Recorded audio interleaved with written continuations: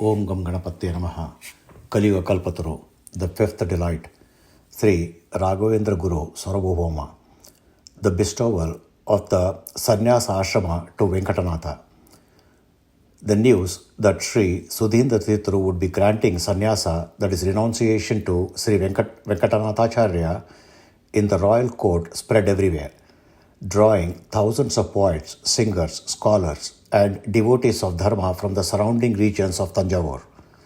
In accordance with Raghunatha Bhupala's command, the palace and city were magnificently decorated, creating a festive atmosphere everywhere.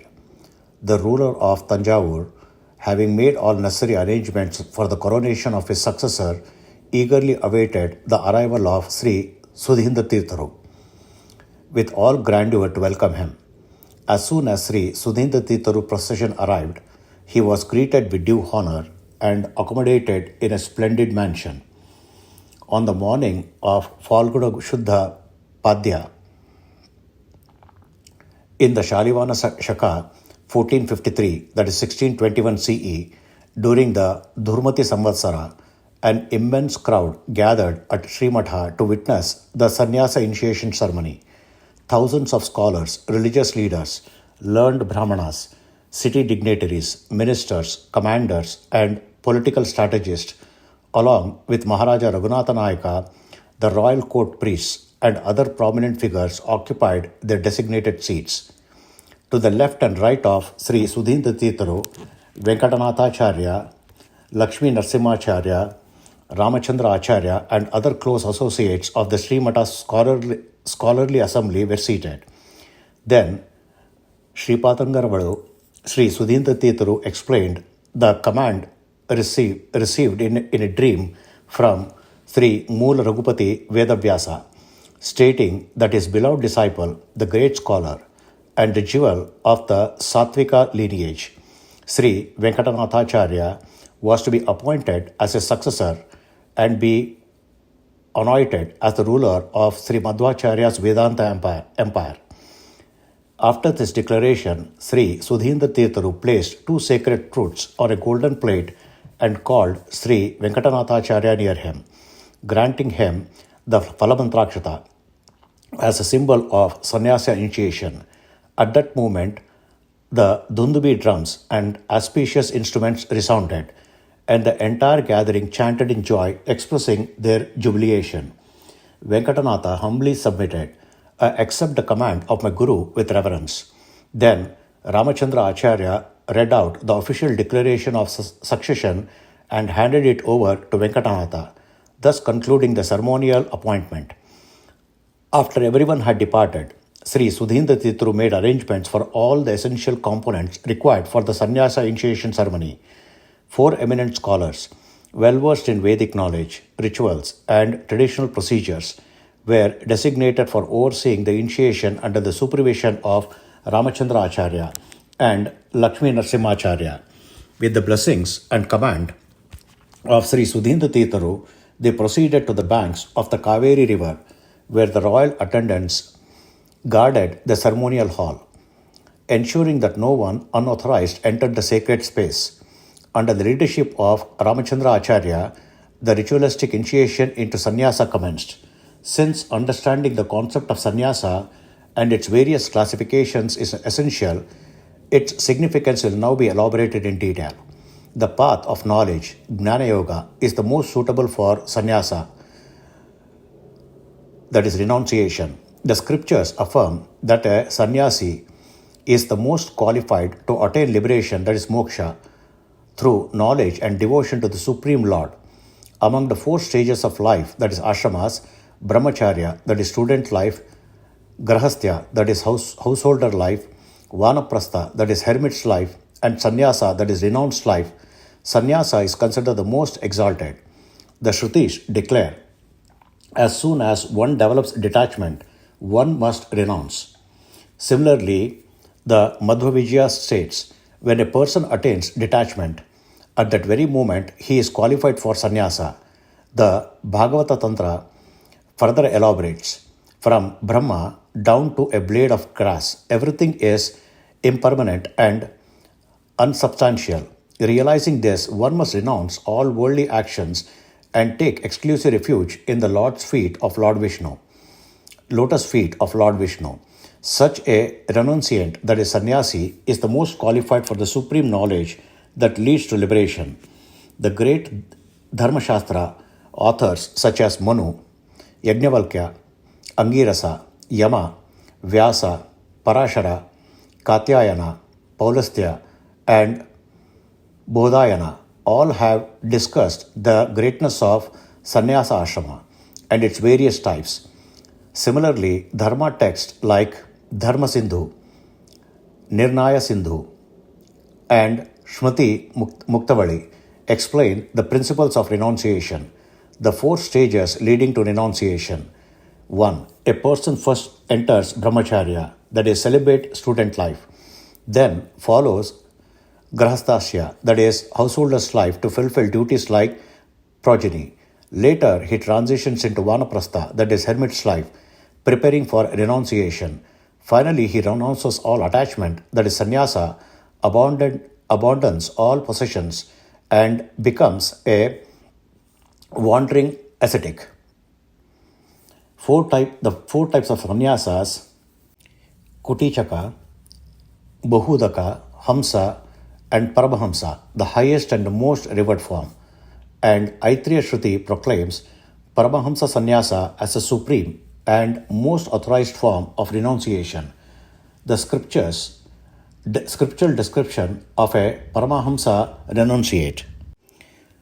Atha parivrat ekashati parihito mukhodara patraha aranyanilayaha भिक्षार्थम ग्रामम प्रविशेत आशयम प्रदक्षिणेन अतिचिकित्सः अर्भ वर्णिकम भिक्षाचर्यम अभिशप्त Patit वर्जिमम आयज्य उपवीति शौचनिष्ठः कामम Ekam वैणवम दंडवादित. Meaning of the above verse: the Paramahamsas renunciate should wear a single saffron robe. He should be dedicated to the welfare of all beings and carry only a water pot, that is kamandalu, for sustenance. His residence should be in the forest hermitage, aranya nivasaha, avoiding the distractions of society.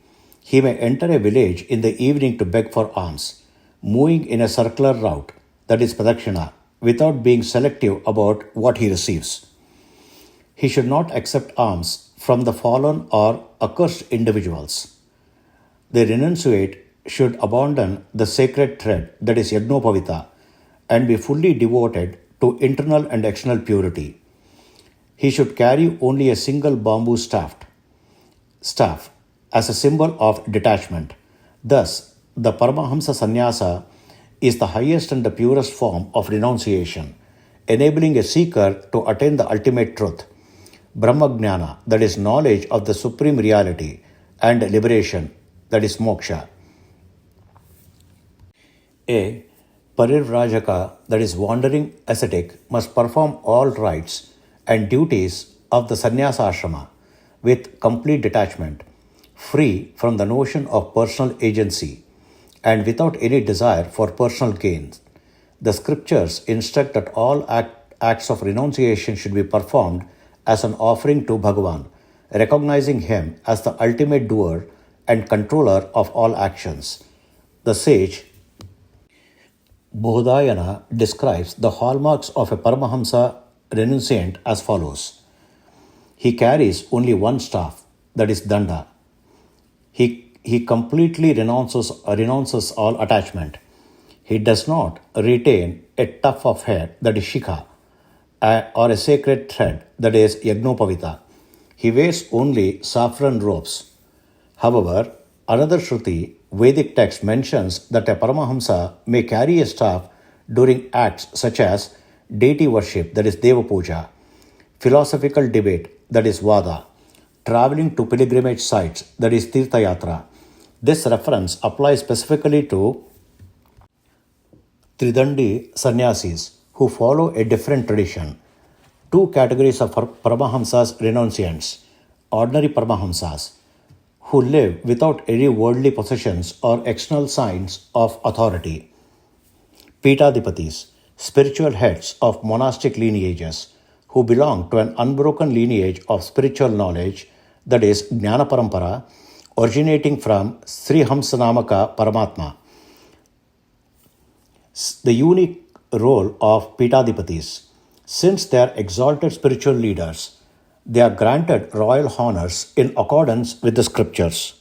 Vaibhavaha Raja Vastrataha. The royal lineage of Pitadipatis is endowed with divine grandeur.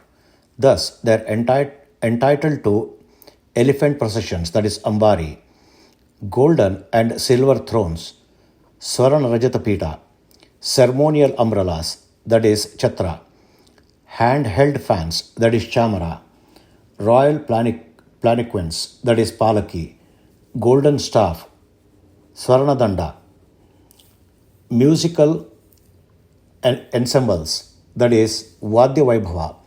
These external honors are not only for personal indulgence, but serve as a symbol of divine grandeur of Bhagwan Lakshmi Narayana, who resides in them as their inner self, that is, Antaryami.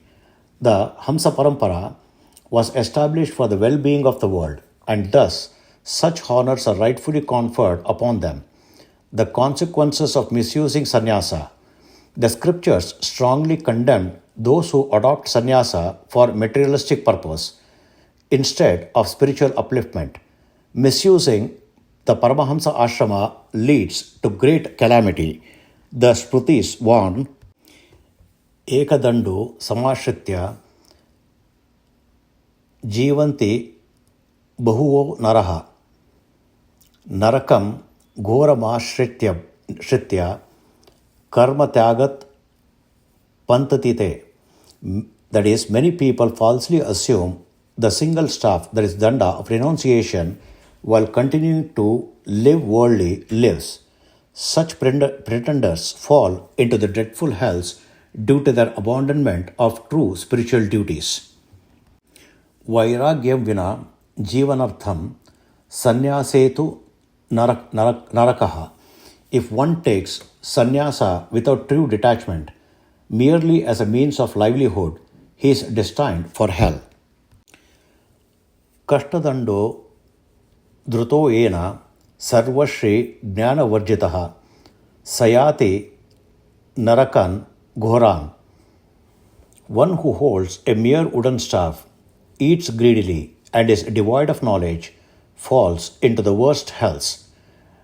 These verses make it abundantly clear that a true renunciant must be devoid of worldly desires. He should not accumulate wealth for his family or engage in material pursuits. A fake sannyasi who wears softened robes but lacks devotion, knowledge, and detachment is not a Paramahamsa. Even if he holds the highest monastic title, he is only a pretender and destined for extreme suffering.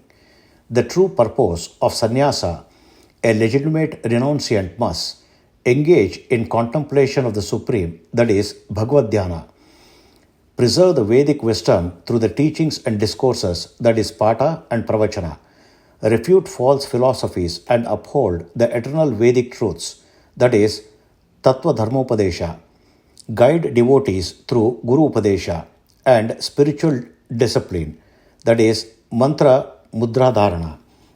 Thus, sannyasa is not merely an external renunciation but an internal transformation, leading one towards direct realization of the Supreme, Bhagavad Aparokshasa Siddhi. Today, the world is increasingly filled with such individuals leading to the reality described by the scriptures. Ekam papani kurute phalam bhukta mahajanaha. One who commits a sin, but the consequences are borne by the masses. Due to the presence of this false